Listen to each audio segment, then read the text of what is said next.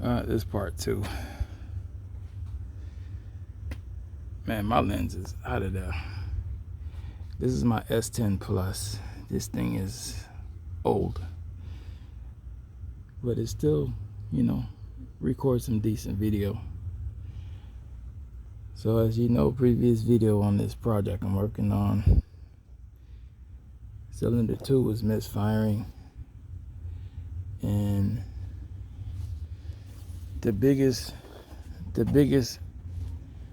mistake that I made was buying a AFM disabler, because if you do not know, a AFM disabler goes into your OBD port.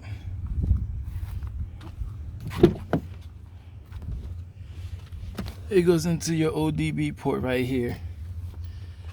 And I made a video about this when I purchased this, when we first got the truck. This is the Range model. It has a blue light that comes on, and then it has two steady blue lights. One's power, one is signal. And as soon as the car or vehicle, truck starts moving, it goes from a solid blue to a blinking blue, which I guess means it's activated. But this range device goes into your OBD port. You see it's in mint condition. I purchased this when we first purchased the truck. This was the first thing I went and found, and somebody was selling it for a good price. And I on my way to Miami, I picked it up. Well, on our way to Miami, I picked it up. So this thing right here works great. It disables for four-cylinder mode. The problem is, I don't know what software this is, what code they put in this. This basically turns off your check engine light, your traction control light, service stability link, if not a lot of the problems that this vehicle had, it disabled, which was, PCM and BCM not communicating with the ECM. Check engine light, PO 300, excuse me, I keep saying PO, P0300, P0302. So the cam, I believe, went out or started to go out over a year ago. I remember one time we were going somewhere and the truck was started, and you could hear something go week, week, week, week, week, week, week, week, week, week. And I couldn't find anywhere that this noise was coming from. I checked the belts. I jiggled the water pump. I checked everything. And here we are, a year and 4 months later, because this device doesn't throw a check engine light. It doesn't allow the vehicle to show a check engine light. It doesn't allow the vehicle to throw a service stability link, or traction control, service traction control.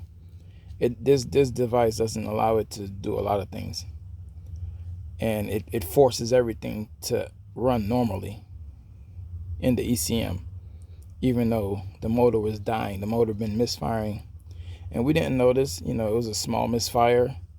The cam lobe, the lobe on the cam must have been just started getting damaged and ran through up to this point of, you saw the roller yesterday.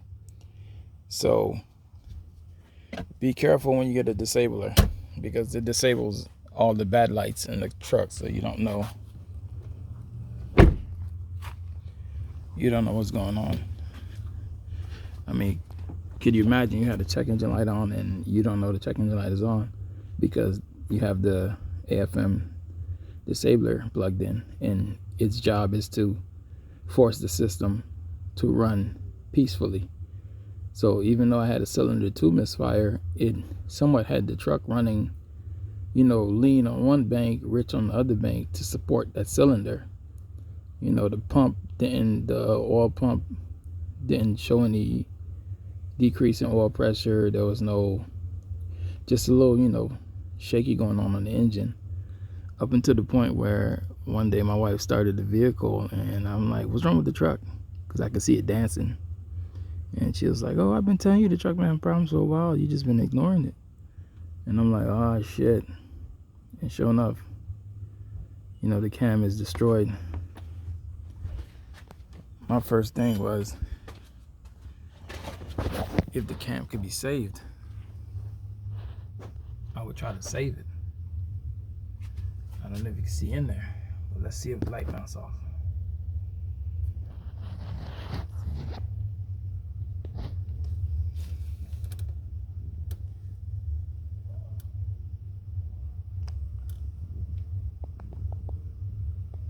So we're not going to see it perfectly,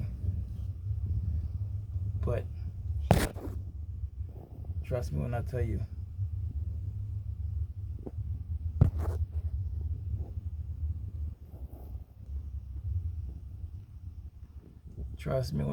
that roller, that cam lobe right there looks just as bad as the roller that came out of it. Now, I made a mistake yesterday and said it was the exhaust port that the roller came out of, but I'm not sure. After the research, I'm not sure which is exhaust and which is intake. I think the bigger valve is intake and the smaller one is exhaust. I think that's how it is in the LS. So this might be the intake that went bad, that got chewed up. And you know, if you're not getting enough air to come in and have the injector spray, because the injector doesn't spray a lot, it just sprays a mist. So, you know, spray a mist, get a little bit of air, you know, the ratio is just right. Spark plug do its thing, combustions happen, exhaust port opens, goes out the exhaust pipe. So even that little delay off the roller, throws off timing, and now you have a misfire. So cylinder 2 fires after cylinder 7, I believe. So if cylinder 7 is on time, then cylinder 2 is late or early. I don't know which, but cylinder 2 could have been either late or early on the firing, and it throws off the rest of the motor. I think that's usually how it goes. But today, took the radiator out. We have the rack and pinion out, and this is a 4-wheel drive model. We have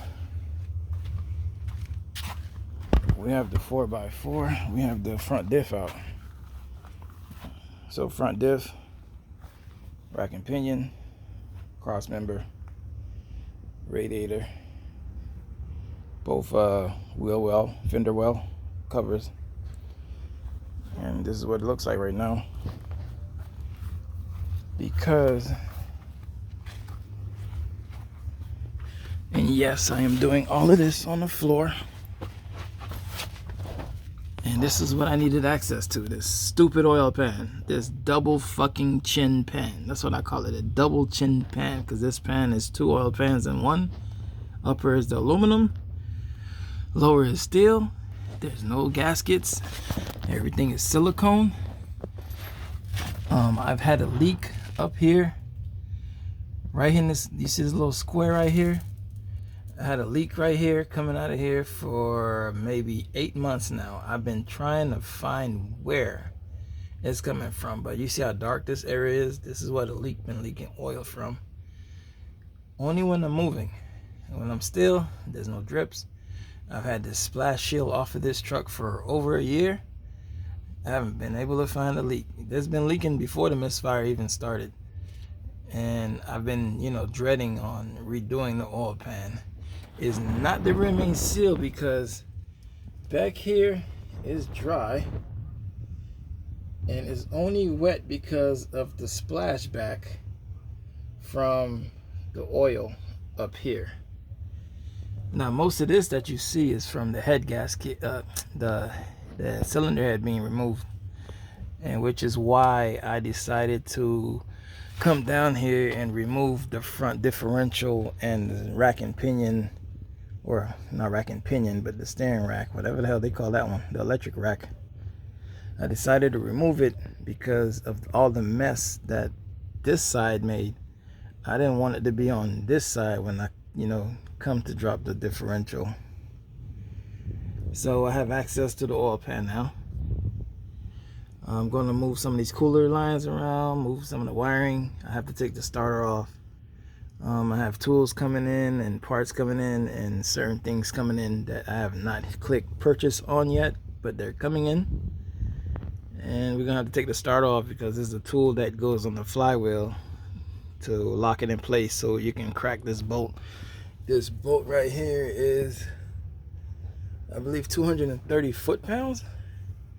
I tried it with my little Hyper Tough Impact and it laughed. It laughed at the Hyper Tough Impact. So 230 foot-pounds is what I need. I weigh 254 pounds, so I'm gonna have to put all my weight on this breaker bar to break this goddamn the socket. To break this bolt loose. And then there's a low profile puller I believe that I need, or just a GM puller that goes in and rotates behind these arms. One of the two. Either way, I have access to all this now. Now I can take off the cylinder head on the driver's side, which I'm not ready for because the damage I've seen on the passenger side is very overwhelming. I'm very, very disappointed in GM. This is day number 2 working on this. I go back to work tomorrow. I started Saturday. Today's Sunday. I'm about to go inside, take a break, spend time with my son and wife, and I'll get back to y'all later.